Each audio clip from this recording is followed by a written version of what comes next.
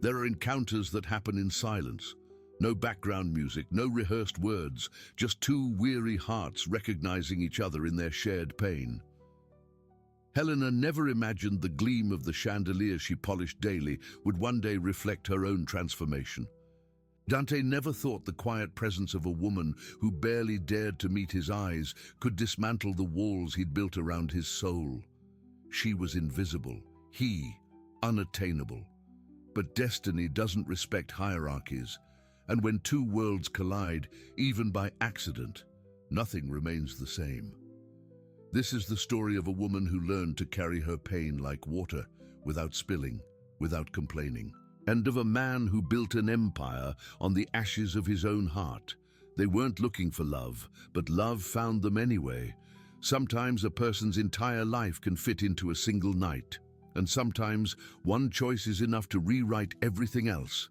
Subscribe to the channel for more heartwarming stories. Helena was 32 and had never been touched with tenderness. She knew this as she scrubbed the granite kitchen counter at the Villar mansion, the scent of cleaning products mingling with the sea breeze drifting through the open windows. She knew it when she'd come home to find her husband sprawled on the sofa, smelling of beer and another woman. She knew it when she woke in the dead of night and realized another entire decade had passed, waiting for something that would never come. She was used to being forgotten. But that Wednesday morning, when she pushed open the door to her own apartment and saw Rodrigo tangled with Cynthia, the same friend who used to sleep over when she fought with her boyfriend, Helena felt something new. It wasn't anger, it wasn't despair, it was relief. She stood there, her canvas bag slung over her shoulder, her hair still damp from the light morning rain, and realized she was free. Free from the lie, free from the obligation to pretend this was still a marriage. Rodrigo didn't even turn around. Helena left without closing the door. She grabbed her backpack with her belongings, her toothbrush, 3 changes of clothes, the old notebook where she jotted down thoughts she never spoke aloud. And she went back to the only place where she still felt invisible enough to exist without fear, the small maid's quarters in the luxury condo where she worked. It was 4 white walls, a small window overlooking the parking lot, a single bed, and a silence that demanded nothing from her. There, she could breathe. It was that same night that Dante Villar descended to the kitchen. He never went to the kitchen. He had an entire staff for that. But ever since Adriana had died, 2 years, 3 months, and 17 days ago, Dante hadn't slept properly. He wandered the house like a ghost, avoiding the bedroom they'd shared for 15 years, avoiding the veranda where she loved to sip wine while watching the sunset. That night he came down looking for water, and he found Helena. She was sitting on the stool by the sink, a mug of tea between her hands, her face resting against the cool wall.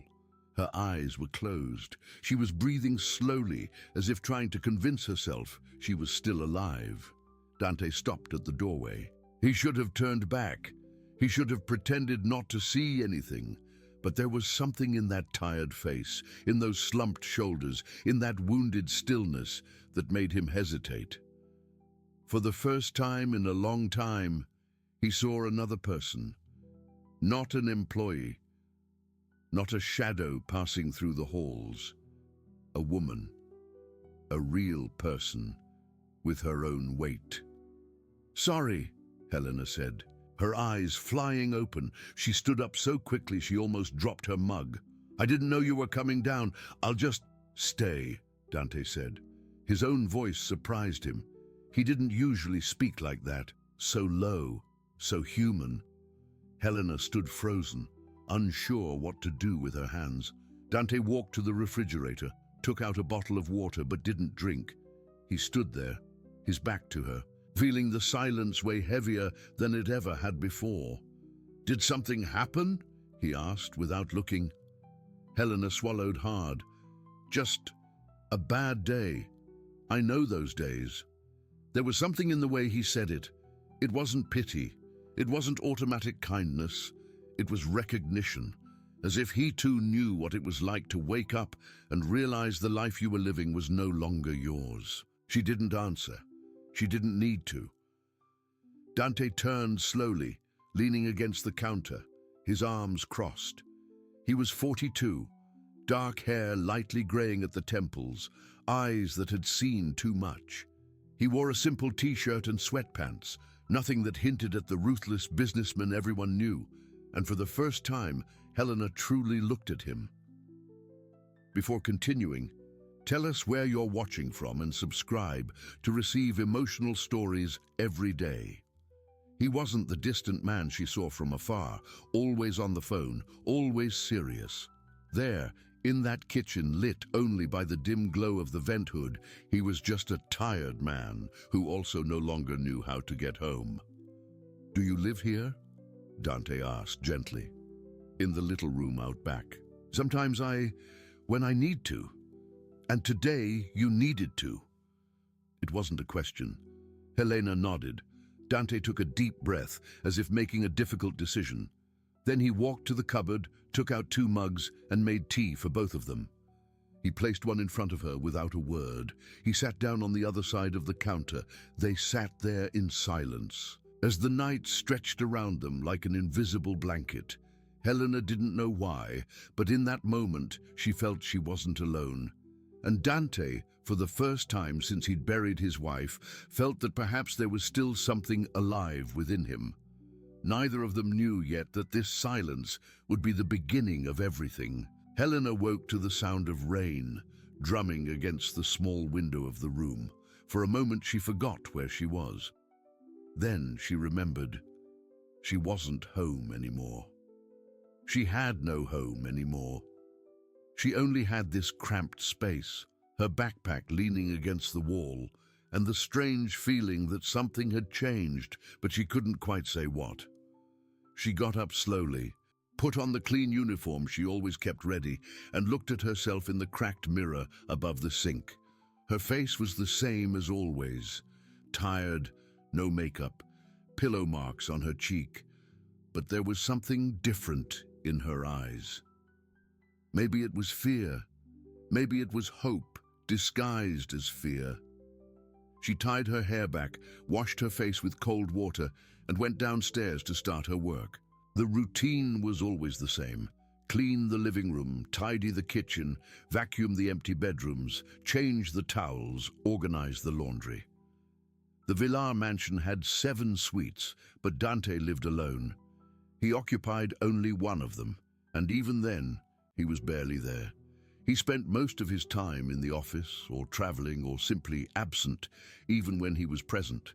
Helena knew this because, in the 3 years she'd worked there, she'd learned to read the silence of that house. She knew when he'd slept poorly, because the bed was untouched and the office light stayed on until morning. She knew when he returned from a trip, because the scent of men's cologne permeated the hallway. She knew when he was sad, because the wine in the cellar diminished, but no glass appeared in the sink. She knew, but she never said anything. It was never her place to know, until that night. Ever since they'd shared tea in the kitchen, something had shifted. It wasn't anything obvious. There were no long conversations or promises.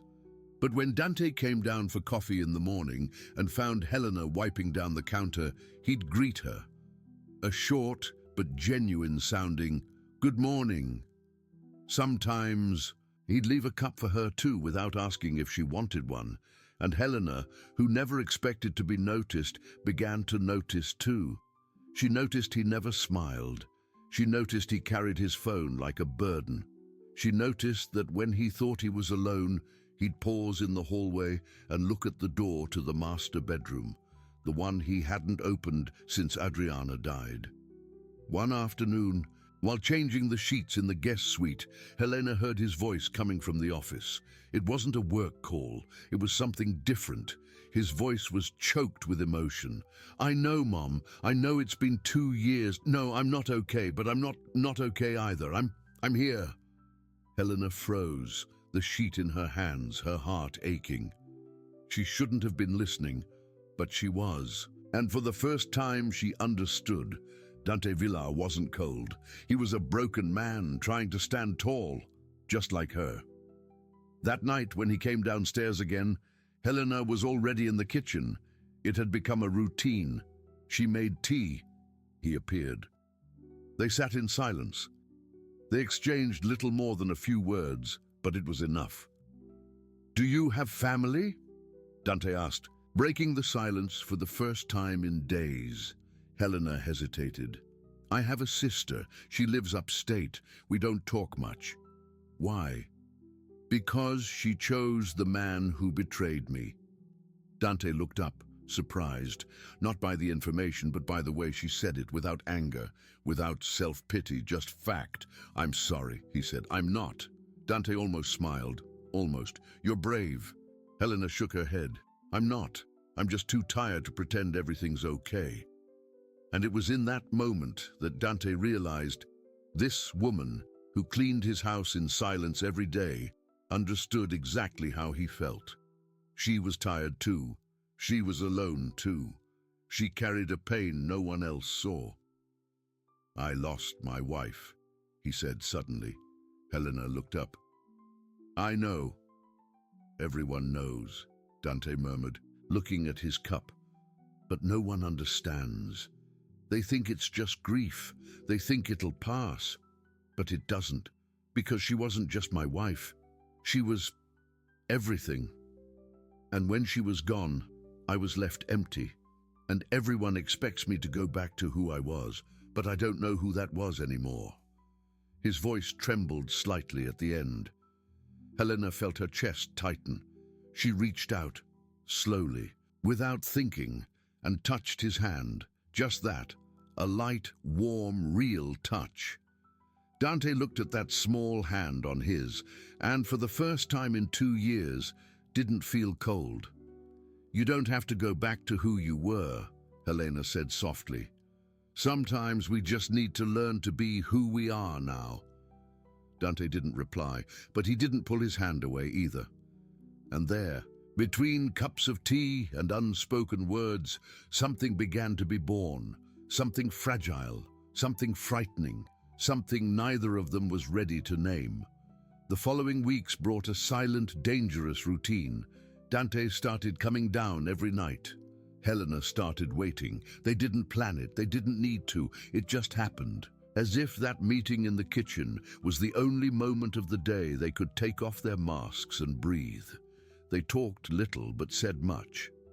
Dante spoke of the pressure of keeping the company running, of endless meetings, of partners clamoring for decisions while he could barely decide what to eat for breakfast. Helena spoke of the sister she hadn't seen in years, of the mother who died too young, of the small dreams she'd had as a child, like having a house with a garden or learning to play the guitar. "You still can learn," Dante said one night. "It's past time. It's never past time." Helena smiled for the first time since she'd arrived, a shy but real smile, and Dante realized he'd forgotten what it was like to make someone smile. But the world around them didn't stop. The first to notice was Marlene, the housekeeper who'd worked at the mansion for 15 years. She was almost 60, her hair pulled into a tight bun, and possessed a natural suspicion of anything that deviated from the norm. And this closeness between the boss and the cleaner, definitely deviated. "Be careful, honey," she said one morning, as Helena was folding towels. "Rich men don't fall for people like us. They get distracted, and when they get tired, we're the ones who pay the price." Helena felt her face flush. "It's not like that. Not yet, but it will be. I know that look." Helena didn't reply, but Marlene's words echoed. Then came the visit of Raphael Villar, Dante's younger brother. Raphael was everything Dante wasn't. Outgoing, charming, irresponsible. He arrived in a red imported car, honking as if announcing his presence to the universe. He burst through the front door without knocking, threw his suitcase on the floor, and yelled, "Where's my favorite workaholic brother?" Dante descended the stairs with his shirt unbuttoned, phone in hand, his usual tired expression. "What do you want, Raphael?" "I came to save you from your loneliness." I didn't ask to be saved. Raphael shrugged and headed for the kitchen, where Helena was organizing the groceries that had arrived. He stopped in the doorway, sizing her up with a sly grin. "And who are you?" "Helena, I work here." "My lucky day." Dante appeared behind him, his voice as cold as ice. "Raphael, get out!" His brother raised his hands in surrender, laughing. "Easy, bro, just being polite." But the look he exchanged with Dante said something else. It said, "I saw, I know." That night, Raphael insisted Dante go out with him. They dined at an expensive restaurant, drank French wine, pretended everything was normal. But on the way back, as the driver drove in silence, Raphael turned to his brother. "You're interested in her." Dante didn't reply. "Don't deny it then. I have nothing to deny." "Dante, I know you, and I know when you're fooling yourself, but listen, you just lost Adriana. You're vulnerable. Don't mix things up. This girl, she works for you. It's not going to work out. I didn't ask for your opinion. Well, you're getting it for free." Dante turned his face to the window, his jaw tight. But inside, Raphael had hit a nerve, because Dante knew he was feeling something he shouldn't be feeling, something that scared him more than any risky business deal or tough decision. When he got home, the kitchen was empty. Helena hadn't come down. Dante stood there, alone, a cup of tea growing cold between his hands. And for the first time, he felt a void for someone he hadn't even known he needed. Helena knew she was treading on dangerous ground. She knew it because she woke up thinking about Dante. She knew it because her heart raced when she heard the sound of his footsteps coming down the stairs. She knew it because, for the first time in years, she felt fear, not of being hurt, but of letting herself fall. She tried to pull away, stopped going down to the kitchen, started leaving through the back door as soon as her work was done, avoided crossing paths with him in the hallways. But Dante noticed, and, contrary to what she expected, he went after her. On a rainy Saturday afternoon, as Helena was finishing ironing in the laundry room, Dante walked in. "You're avoiding me." Helena didn't look up. "No, sir." "Don't call me sir." She stopped, surprised. Dante was leaning against the doorframe, arms crossed, his gaze serious but not angry. "Why did you disappear?" he asked.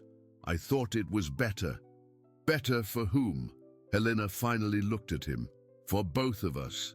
Dante walked towards her, slowly, like someone approaching something fragile, afraid of breaking it. "What if I don't want you to disappear?" The air grew thick. Helena felt her chest tighten. "You, sir..." "Dante," she corrected herself, seeing his look. "You don't know what you're saying." "I do." "You don't. I'm the cleaner. You're the homeowner. This isn't..." "It doesn't matter." "It does." Her voice came out louder than she intended. "It matters because I've been through this. I've been the woman nobody sees. I've been the one left behind. And I swore I'd never let anyone use me again just because I was available." Dante took a step forward, and now he was so close she could feel the warmth of his body. "I don't want to use you, Helena." "Then what do you want?" He hesitated, because he didn't know. Or rather, he knew, but couldn't say it, not yet. "I want to get to know you, really know you." Helena felt her eyes sting. "You can't want that." "Why not?" "Because you still love your wife, and I'm still trying to forget the man who betrayed me. We're too broken for this." Dante lowered his head, as if he'd been punched, but he didn't back down. "Maybe we need someone broken too, someone who understands." And it was there, in the heavy silence between them, that Helena realized she wanted it too. She wanted to be seen. She wanted to be touched with care. She wanted to believe it was still possible to feel something good, but she was afraid. Afraid of giving in and discovering it was just an illusion. Afraid of feeling again. Afraid of losing again. "I need time," she said, her voice weak. Dante nodded. "Me too." And then he did something she didn't expect. He took her hand. just that. He held it gently, like someone holding something precious. But while we figure things out, we don't have to be alone. Helena felt tears stream down her face without asking permission. Dante wiped one away with his thumb, slowly, and for the first time in a long time. She let herself be touched. When he left the laundry room, Helena stood there, her heart racing and the certainty that no matter how hard she tried to protect herself, it was already too late. She was already falling. What Helena didn't know was that, while she fought her own feelings, the world around them had already begun to judge. Marlene didn't keep her suspicions to herself. She mentioned it to the cook. The cook mentioned it to the driver mentioned it to Raphael. And Raphael, of course, went straight to the point. "Are you playing house with the housekeeper?" Dante was in his office, reviewing contracts, when his brother burst in without knocking. "Get out of here, Raphael. I'm not leaving, because you're making the stupidest mistake of your life." Dante put down his pen and turned to him, his face grim. "My life is none of your business." "It is, because when you go down, I'm the one who'll have to hold the company together, and the family, and everyone who depends on the Villar name. Do you think people will respect a man who gets involved with the cleaner? Do you think the partners will take you seriously?" Dante stood up, his jaw tight. "I'm not involved with anyone. But you want to be, and everyone already knows. So what? What I do with my life is my problem." Raphael took a step forward, his voice low and dangerous. "You're betraying Adriana's memory."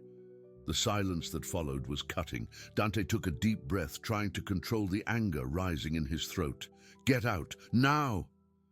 Raphael left, but the words lingered. And that night, when Dante went down to the kitchen and found Helena, he couldn't look her in the eye. He stayed on the other side of the counter, tense, distant. "Did something happen?" she asked, worried. "No, Dante." I said nothing happened. The sharpness in his voice hit her like a slap. Helena recoiled, confused. "Okay, sorry." She stood up, picked up her mug, and left without looking back. And Dante stood there, alone, knowing he had hurt the only person who didn't deserve it. But he couldn't go after her. Because Raphael was right. Because he still carried the guilt of moving on. Because every time he looked at Helena, he felt like he was betraying Adriana. And so he did what he always did when he couldn't handle something. He withdrew.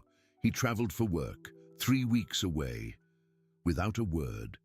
Without a goodbye. Helena found out from the housekeeper. Dr. Dante traveled. Said he won't be back until next month. She nodded, pretending it didn't matter. But inside, something broke. Because she had allowed herself to believe. She had allowed herself to feel. And now, once again, she was alone. The weeks passed slowly. Helena returned to her usual routine, but the house felt emptier. She cleaned the same rooms, tidied the same things, but everything seemed colorless, lifeless. Until one night, while sorting through the mail that had arrived, she found a letter. It was addressed to Dante. But there was no return address, just a delicate, feminine handwriting. Helena shouldn't have opened it. But something in her made her hesitate. And when she saw the name signed at the end, Adriana, her heart stopped. It was an old letter, written before her death. And it said, "If you ever find someone who makes you smile again, don't be afraid. I don't want you to live trapped by my ghost. I want you to live, truly live. And if that person makes you happy, then she has my blessing. Because I loved you too much to want to see you alone forever." Helena felt tears fall, and in that moment she understood. Dante wasn't running from her. He was running from his own pain. But she wasn't going to wait any longer. Because if there was one thing she'd learned in that silent house, it was that love didn't ask permission. And if she truly loved Dante, and now she knew she did, then she had to fight. even if it hurt, even if it was impossible, even if the whole world said no. Dante returned on a rainy Tuesday, his face more tired than when he'd left. He walked in the front door carrying only a small suitcase and the weight of 3 weeks spent trying to convince himself he'd done the right thing. Marlene greeted him with her usual care, took his wet coat and asked if he wanted dinner. No, thanks. He went straight up to his room, locked the door and stood in the dark, staring at the ceiling. He'd traveled to escape. He'd thrown himself into meetings, negotiations, endless contracts. But nothing had worked, because no matter how hard he tried, Helena's image wouldn't leave his mind. The way she held her teacup, the soft sound of her voice, the gentle touch of her hand, and more than that, the pain in her eyes when he'd pushed her away. Dante ran a hand over his face, exhausted. He knew he'd been a coward. He knew he'd hurt the only person who, in months, had made him feel alive again. But he didn't know how to fix it. He didn't know if there was still time. The next morning, he went downstairs early. The house was silent. Marlene hadn't arrived yet.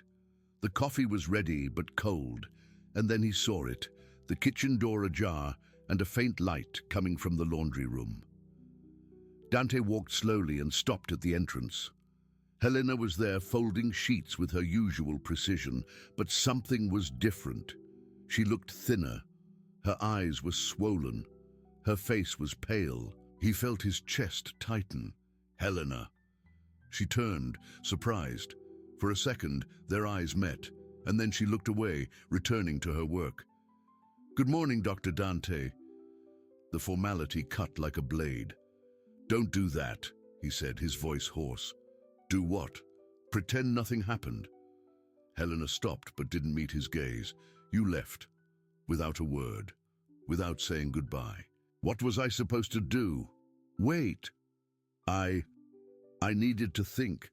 And did you?" Dante took a step forward. "I did. And what did you conclude?" He hesitated because the truth was too hard to say. The truth was, he was afraid.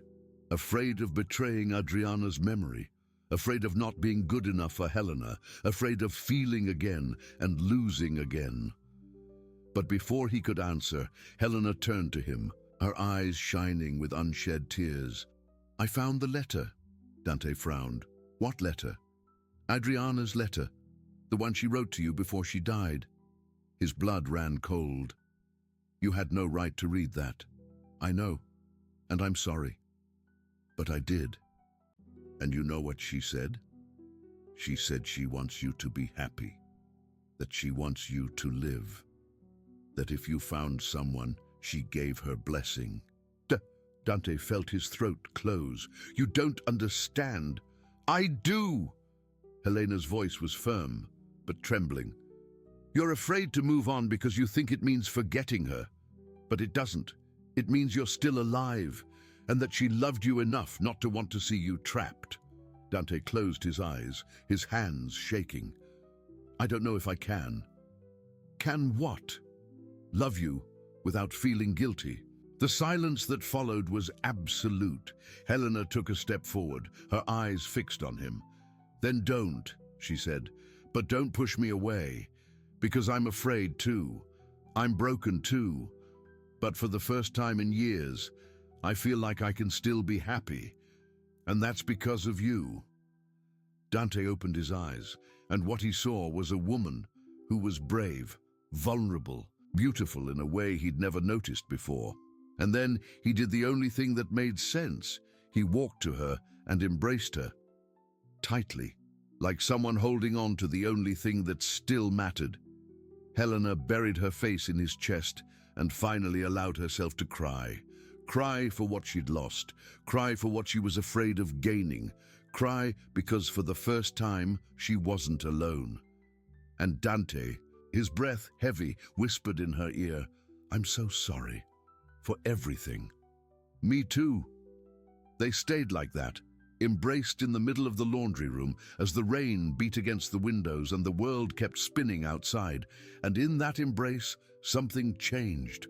because there, in that fragile moment, they both understood love doesn't erase pain, but it can teach you to live with it. The weeks that followed were different. Dante and Helena no longer hid their evening encounters. They no longer pretended they meant nothing. The conversation in the laundry room had broken the last barrier between them. Now, when they looked at each other, they didn't look away. When they touched, even accidentally, they didn't pretend it hadn't happened. But they also didn't know what to do with it, because the world around them still existed. The gossip continued. Marlene kept casting disapproving glances. Raphael kept calling for explanations, and Dante remained the owner of the mansion, while Helena remained the housekeeper. Until one Friday night, everything changed. Dante had returned early from a meeting. He found Helena on the back porch, sitting on the ground, looking out at the ocean. She didn't hear him arrive. She was lost in thought, her knees hugged to her chest, the wind ruffling her loose hair. "Can I sit?" he asked softly. She turned, surprised, but nodded. Dante sat beside her in silence, just taking in the smell of the sea and her presence. "I used to sit here with Adriana," he said after a while. "It was her favorite spot. She said she could breathe here." Helena said nothing. She just listened. "I was afraid to come back here, because every time I looked at the ocean, I remembered her. But today I came because I knew you were here." Helena turned her face to him. "And what does that mean?" Dante took a deep breath. "It means I'm tired of being afraid, tired of living like I died with her. I spent 2 whole years punishing myself for being alive, but you reminded me that it's still worth it." Helena's eyes filled with tears. "Dante, Let me finish," he interrupted, taking her hand. "I don't know what will happen. I don't know if the world will accept it. I don't know if we'll make it. But I know that when I look at you, I feel something I thought I'd never feel again, and I don't want to let that go." Helena squeezed his hand, her heart racing. "I'm afraid too," she confessed. "I'm afraid of giving myself over and finding out I'm not enough, that you'll really see me and realize I'm just me." Dante turned completely to her, cupping her face in his hands. "You think I don't see you? Helena, I see you every day. And the more I see, the more I want to see. You are brave, you are strong, you are beautiful, and you saved me without even realizing it." And then, finally, he kissed her. It was a slow, careful kiss, like someone afraid of breaking something precious. But it was real, it was true, and when they pulled apart, they were both crying. "I love you," Dante said, his voice thick. Helena smiled through her tears. "I love you too." And in that moment, sitting on the porch floor, embracing as the ocean crashed against the rocks below, they understood. Love doesn't apologize. It doesn't ask permission. It just happens. And when it's true, it wins. It conquers fear. It conquers guilt. It conquers judgment, because the love that is born from pain is the strongest of all. That night, Dante took Helena to the master bedroom, the one he hadn't entered since Adriana's death. He opened the windows, let the wind in, and for the first time in years, he slept peacefully, with Helena in his arms, with his heart finally home. 6 months later, Helena woke to the sun streaming through the window of the bedroom she now shared with Dante. She turned onto her side and found the empty space beside her. She smiled. She knew where he was. She got up slowly, pulled on a loose t-shirt, his, and went downstairs. She found Dante in the kitchen, making coffee, wearing just sweatpants and a concentrated expression as he tried not to burn the pancakes. "You know you have a cook for that, right?" Helena teased, leaning against the doorframe. Dante turned, his eyes lighting up at the sight of her. "But she doesn't make them the way you like." Helena walked up to him, wrapping her arms around him from behind, her face resting against his back. I like anything you make. He turned in her arms and kissed her, long and slow. Good morning, he murmured against her lips. Good morning. They had coffee together, talking about everything and nothing, about their plans for the weekend, about the renovation they were doing in the back room, now transformed into a studio where Helena had finally started painting, an old dream she had buried, about the life they were building. Together, it hadn't been easy. Raphael still gave them dirty looks. Some business partners had made comments. Marlene had quit, but then came back a week later, admitting she was wrong. And Helena's sister had called, after years, just to say she'd seen a photo of them at an event and was proud. But none of that mattered, because, in the end, what mattered was that they had chosen each other. Every day, in every decision, in every small gesture. That afternoon, as they walked along the beach, hand in hand, Dante stopped abruptly. What is it? Helena asked. He looked at her, serious. I want you to know something. What? That I don't love you in spite of who you are. I love you exactly because of it. Because of your strength, your courage, everything you've been through and still managed to believe. Helena felt her eyes prickle. Dante, and I want to spend the rest of my life showing you that. He reached into his pocket and pulled out a small box. Helena's heart stopped. Dante, you don't have to. I know, but I want to. Marry me, Helena. Not because I need you, but because I choose you every day, forever. She looked at the simple, delicate, perfect ring.